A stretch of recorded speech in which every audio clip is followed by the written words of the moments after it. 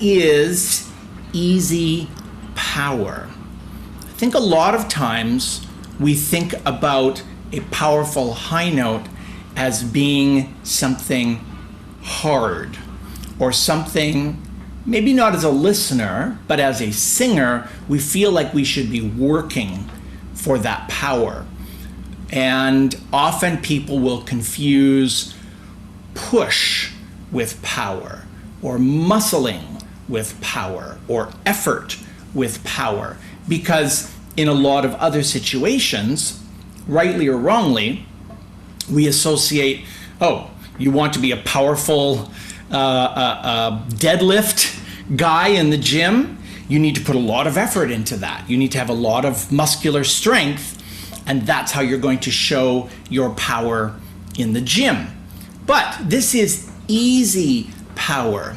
And what that means is that in the sound of what you are producing, you want there to be both ease and presence. Ease as in it's easy, it's relaxed, it's not going to put you in bed for 3 days for having sung the note that way, but also that there's presence, meaning there's vibrancy, there's a cut to the sound, there's a impact to that sound. And so, for instance, if I sing, oh, that is easy, but not very present, right? There's a lot of ease to it, but it doesn't really stand out very much. Now, on the other hand, if I go, ah, there's a lot of presence to that sound. It really stands out, but it's not very easy sounding, or truthfully easy feeling for me. And so to have this easy power is to be balancing these two things, both resonance and vibrancy and cut to the sound, and yet at the same time, some ease and some relaxation surrounding it, some freedom in the sound and in the feeling as you're doing it. Feeling equates to sound. If something feels easy, most likely it will sound that way. So in this idea of ease, I've often talked about in some of our videos on Singing Ignition, as well as in some of the webinars that we've done in the past, this idea of balancing air and muscle.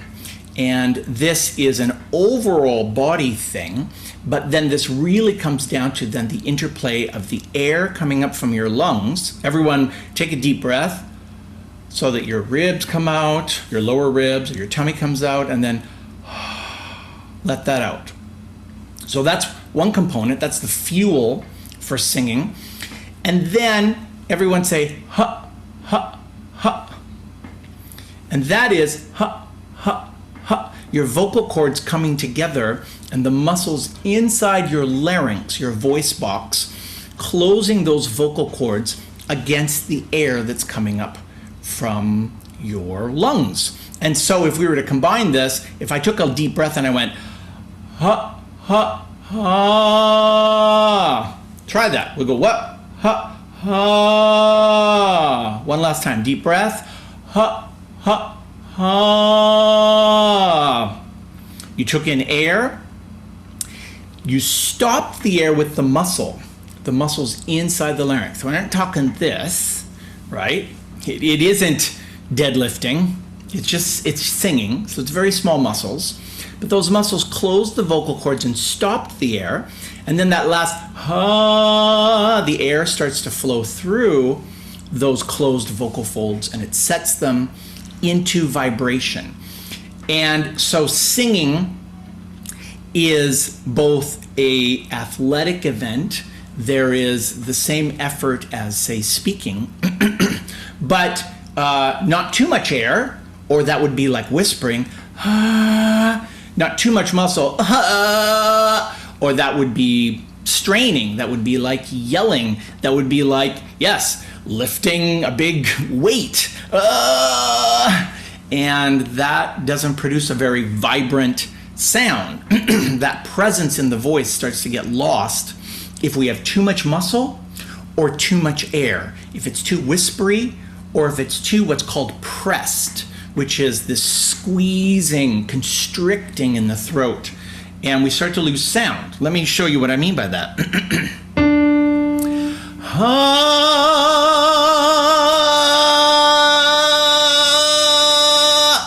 As I constrict that further, as I tighten that up further, notice how the resonance of my voice, the vibrancy of my voice started to die down.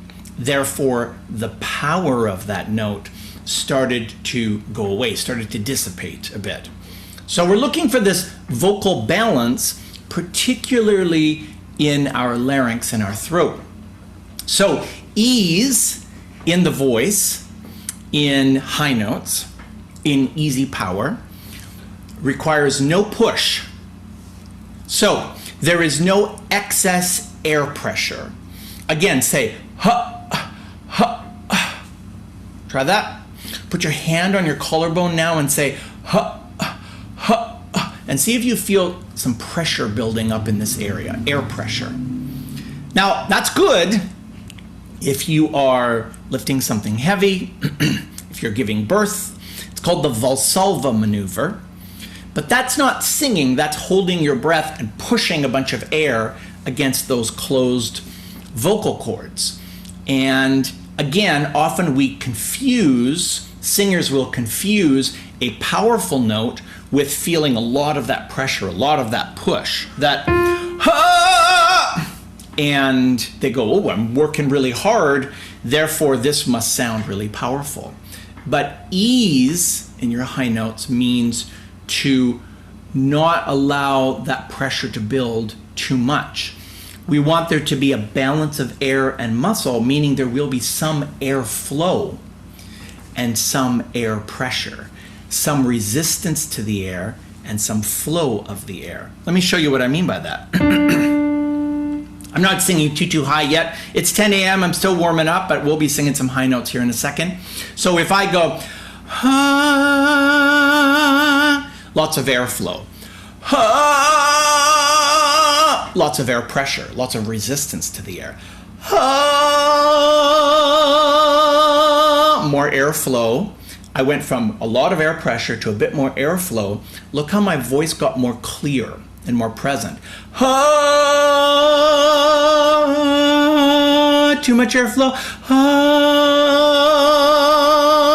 And as I balance those two things, just by my ear, by my feel, and through the training that I've had through the exercises that you do every week, hopefully, in your ILPs, you learn how to adjust that so that there's enough air pressure to set that vibration into motion, but not so much that you feel like your head's about to explode, about to pop off there.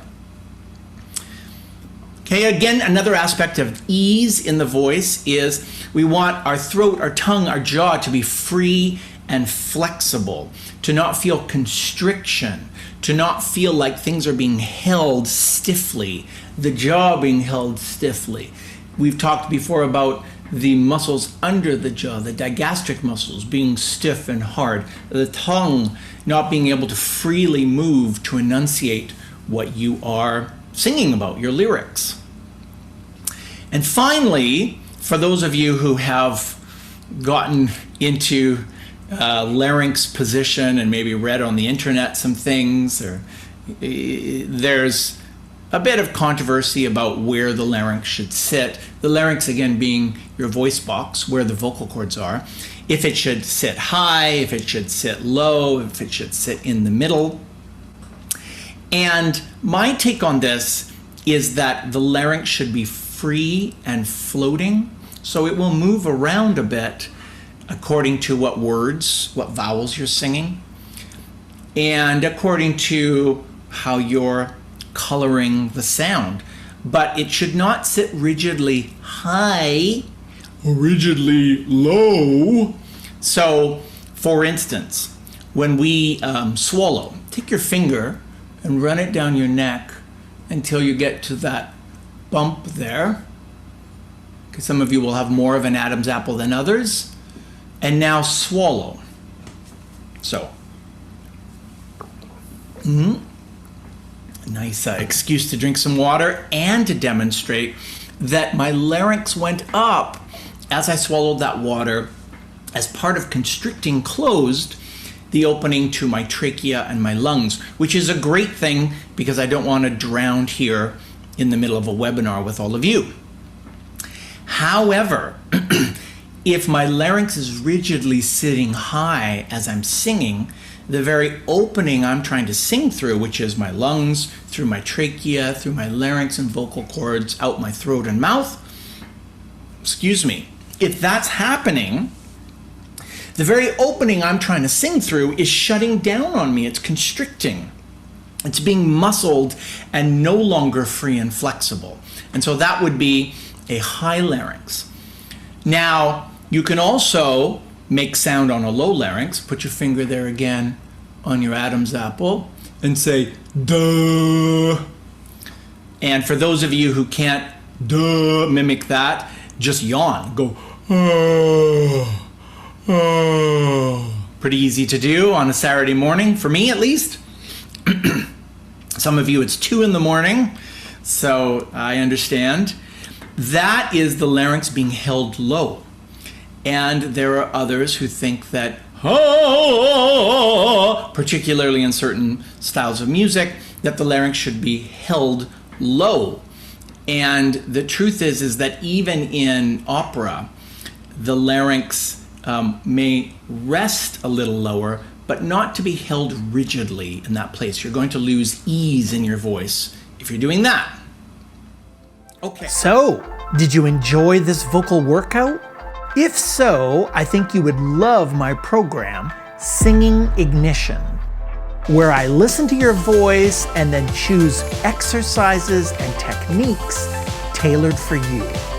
Practice along with my regular personalized workouts, learn more about your voice, and participate in our monthly live trainings, all from the comfort of your home. Start your 14-day trial today at singingignition.com.